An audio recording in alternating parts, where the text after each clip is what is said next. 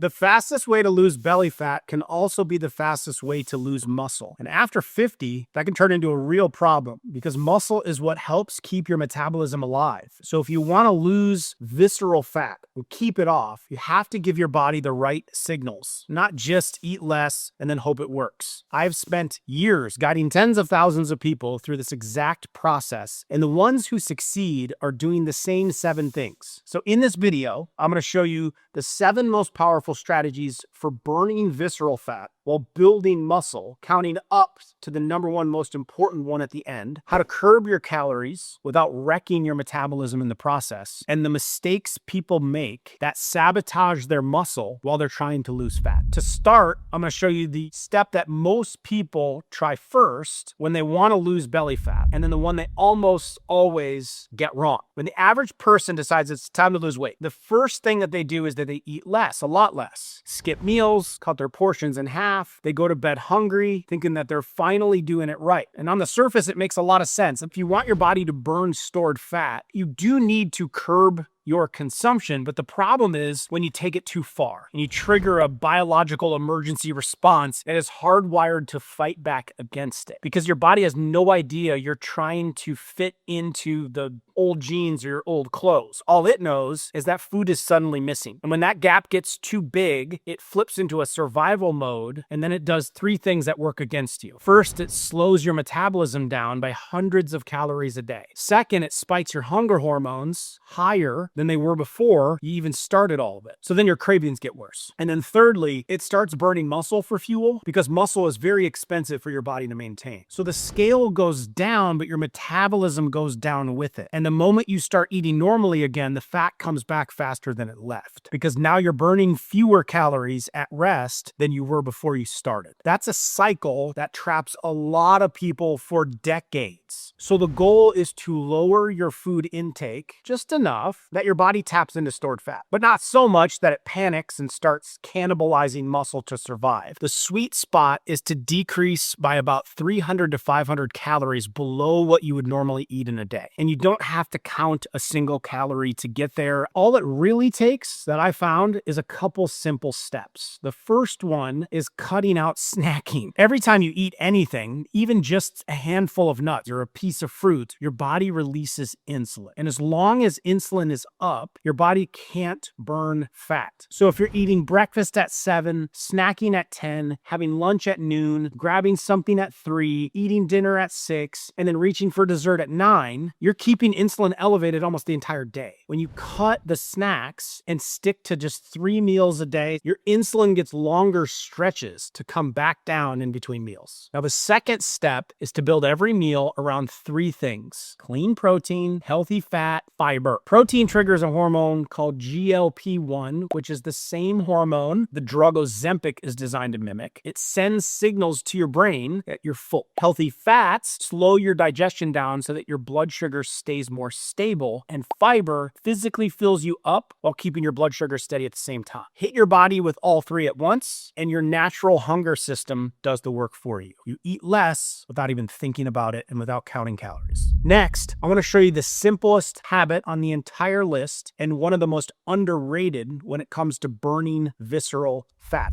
walking. Now, I know that sounds too easy to make a real difference, but the effect walking has on your body is bigger than almost any other workout that you can do. When you walk, your muscles act like a sponge and they pull sugar straight out of your bloodstream without needing very much, if no insulin at all, to do it. And the less insulin that your body has to release, the more time it spends in fat burning mode. That's why one of the best times to walk is right after you eat. Even just 10 to 20 minutes of walking is enough. Research shows a short walk after a meal can drop your blood sugar by as much as 30%. And that's especially important after dinner because dinner tends to be the biggest meal of the day, and most people go straight from the table to the couch. So instead of sitting down right after you eat, get up and move for a few minutes, even if it's just pacing around the house, some kind of activity. That alone changes changes how your body handles the meal. Now, if you really want to amplify your fat loss, there is a second walking window that can matter even more. And that's first thing in the morning before you eat anything. It's powerful because when you wake up, you're coming off a natural fasting state. So your insulin is naturally very low. Your stored sugar is low and your body has no easy fuel to reach for. So the moment you start moving, your body has to dip into stored fat to power the walk. The numbers on this are kind of crazy. People who walk first thing in the morning before eating burn as much as 57% more fat from the exact same walk compared to people who walked later in the day. It also improves your insulin sensitivity by up to 25%, which means for the rest of the day, your body needs less insulin to handle the food that you eat. On top of that, getting morning sunlight in your eyes because you're outside walking resets your body's internal clock, which helps steady your hunger signals and helps you sleep deeper at night. So if you can manage it, get a 10 to 20 minute walk within the first hour of waking up. And if you really want to stack the benefits, add a short walk after dinner as well. Next, I'm going to show you the hormone that may be doing more damage to your muscle and your belly than anything else on the list. And that hormone is cortisol. In short bursts, cortisol is very useful. The problem is when it stays high for way too long, which is exactly what happens to most people, especially after the age of 50. Your baseline cortisol slowly rises with age, and then your body gets worse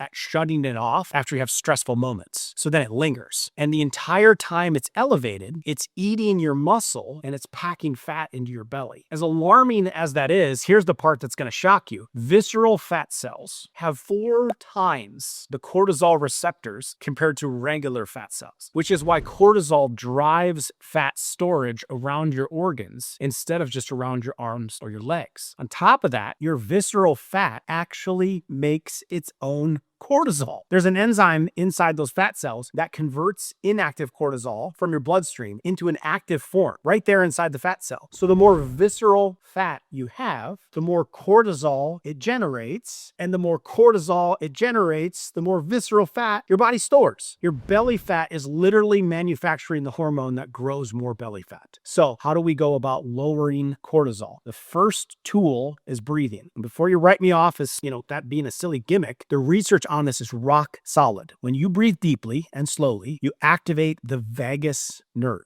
and you effectively shut down cortisol. There are 2 methods I recommend. You really only need one, but there's 2 ways. The first is boxed breathing, where you inhale through your nose for 4 seconds, hold for 4, exhale for 4, and repeat. That's the box. The second is paced breathing, where you inhale through your nose for 5 seconds, you exhale for 5 seconds, and then you repeat. And you keep that rhythm. And you do it for either 1 minute 3 times a day, either one of those, or just once a day for 3 minutes. Those few minutes are one of the fastest ways you have to manually bring your cortisol back down. Now, the second tool you have is protecting your nighttime cortisol drop. Cortisol is supposed to be high in the morning to wake you up and then low at night so that your body can rest and rebuild. But a lot of common evening habits keep it elevated. There are 3 in particular that you want to fix before you get into bed. You want to cut your caffeine intake off at noon because a 3 p.m. coffee is still in your system at 9 p.m., keeping your cortisol up. You also want to avoid intense exercise within 3 to 4 hours of bedtime because training too late spikes cortisol right when it should be falling. And then stop eating at least 2 to 3 hours before sleep. It's extremely important. That way your body isn't releasing cortisol to manage blood sugar from a late meal. And then the final tool for helping cortisol levels normalize is one people never connect to cortisol, and that's your social life. Studies have linked social isolation directly to higher visceral fat levels, independent of diet and exercise. Loneliness chronically activates your stress response because to your brain, being cut off from your social group is one of the most dangerous situations that you can be in. So make the call, go to the gathering, spend some real time with the people that you love. Your body responds to that just as much as it responds to what you eat or how you train. Strategy number 4, I want to show you 2 supplements that attack visceral fat and protect your muscle at the same same time. And after 50, they punch way above their weight. The first is omega-3. That's the healthy fat that you get from fish oil or from fatty fish like salmon or sardines. And most people don't know is omega-3 doesn't just support your heart and your brain, it directly attacks visceral fat. In one study, people who supplemented with omega-3 daily saw a 35% drop in abdominal obesity compared to just 5.6 in the group that didn't intake omega-3s. Now, the reason it works is that visceral fat is an inflammatory machine. It pumps out chemicals that keep your body in a constant state of low-grade inflammation, which makes your cells less responsive to insulin and your muscles less responsive to protein. Omega-3s calm inflammation down, which clears the way for fat to come off. But omega-3 doesn't stop at fat loss. It also helps your muscles respond to the food that you eat and the workouts that you do. In a 6-month study of adults aged 60 to 85, those who took omega-3 every day gained more muscle and increased their grip strength noticeably. The researchers said the results were comparable to what people get from testosterone or growth hormone therapy. It's a big deal for a fish oil capsule. Now, the target dose is 750 to 1500 milligrams of omega-3 oil on a daily basis. You can go higher than that, up to 3000 if you want, but we want a combination of EPA and DHA in that high quality,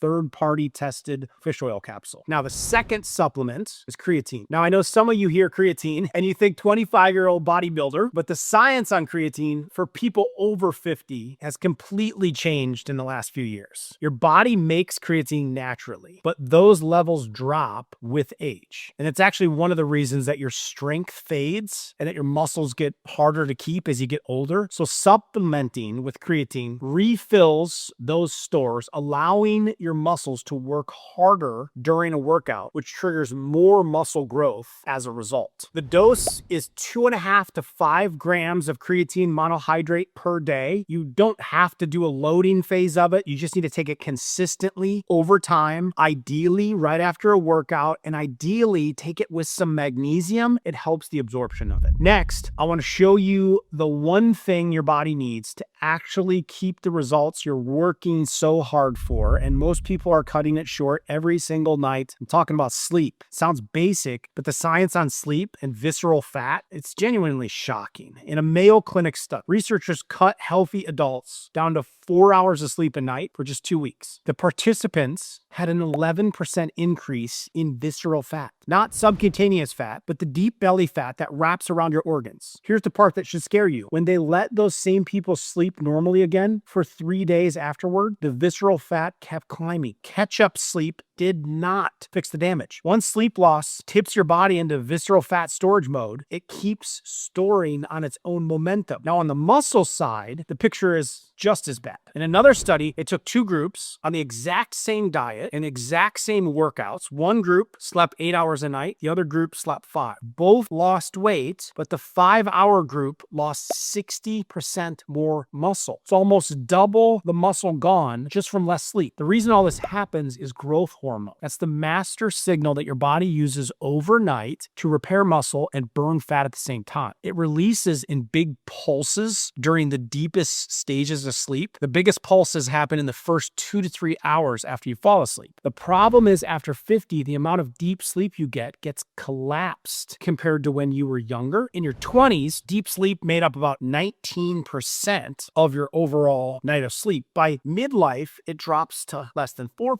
So your body has a much smaller window to release that growth hormone, and if you disrupt that window, you miss it entirely. Aside from simply not getting enough sleep, some of the things that disrupt it the most include alcohol at nighttime. Even just a drink or two blocks the deep sleep stages where growth hormone fires. You may fall asleep faster, but you rob your body of the hours that it actually needs to rebuild. Also, a warm bedroom does that same thing. So keep your room cool, keep it dark, keep it quiet. And if you're cutting your sleep short to wake up early for a workout, you might be doing more damage than the workout is fixing. So you want to aim for 7 to 9 hours. Protect the first 3 hours of sleep especially. Don't trade them for anything, because if your sleep is off, the rest of this list barely matters. Number 2, we're getting to the top of the list now, and these last 2 strategies are the ones that separate the people who actually transform their body from the people who just keep spinning their wheels. The first one on this is protein. You've heard 100 times that protein matters. It's really becoming popular now more than it ever has. But after 50, the rules completely change, and most people are still eating like they do in their 30s. The reason the rules change is because as you age, your muscles become less responsive to protein. It's called anabolic resistance, and it means the same amount of protein that built muscle for you in your 30s isn't enough to keep it anymore. You can be doing everything else right, but if your protein is off, your muscles are still starving. So how much protein do we actually need? The target after 50 is somewhere between 0.7 and 1 gram of protein per pound of body weight. So for a 160-pound person, it's about 110 to 160 grams of protein every day. It's a lot more than most people get, and it's why so many people over 50 feel their muscles slipping no matter what they do. The total protein isn't the only thing that matters, though. How you spread it across the day matters just as much sometimes. Most people barely eat any protein at breakfast, so they get a moderate amount then maybe at lunch, and then they load up a bunch at dinner. The problem is your muscles can't store extra protein and use it the next morning. So once you exceed what your body can absorb in a sitting, the rest kind of just gets burnt up for fuel or potentially stored up as a form of fat. So you want to aim for at least 25 to 30 grams of high quality protein per meal, and then spread it across 3 meals in the day. Breakfast is the meal most people get wrong. If you're starting your day with just coffee or just toast or just oatmeal or cereal, none of that's doing anything for your muscles. So we want to switch over to things like the protein in your coffee, or eggs is one of the best, most usable forms of protein. You could do some Greek yogurt, you could do some cottage cheese, or you can do just a clean protein shake / smoothie. Okay, let's go to number 1. Brings us to the most important strategy on the entire list: lifting weights. I don't mean you need to become a bodybuilder or spend 2 hours in the gym, but you just need some form of resistance training that actually challenges your muscles. It can be dumbbells, it could be bands, it could be machines, or even your own body weight if you use it in the right way. The reason this matters so much after the age of 50 is because your body starts breaking down muscle faster than it can be built back. This process is called sarcopenia. Most people lose 3 to 5% of their muscle every decade starting in their 30s. And the moment you try to lose weight without lifting, your body goes after that muscle first. Cardio won't stop it, walking won't stop it, even eating more protein won't stop it on its own. Your body sees muscle that isn't being used as dead weight, and then it burns it as fuel. The only way to send your body the signal to keep that muscle is to challenge it. And when I say challenge it, I'm specifically talking about challenging the fibers your body abandons first, which are called the fast twitch fibers. Those are the powerful, explosive fibers that fire when you stand up from a chair, when you catch yourself from falling, or carrying the grocery bags in from the car. And they're what your body abandons first as you age. Studies have found that fast twitch fibers in older adults are 29% smaller than in younger adults. And that shrinkage alone explains why aging muscle gets weaker. Here's the good news. When older adults add resistance training, those fibers rebuild by 24%,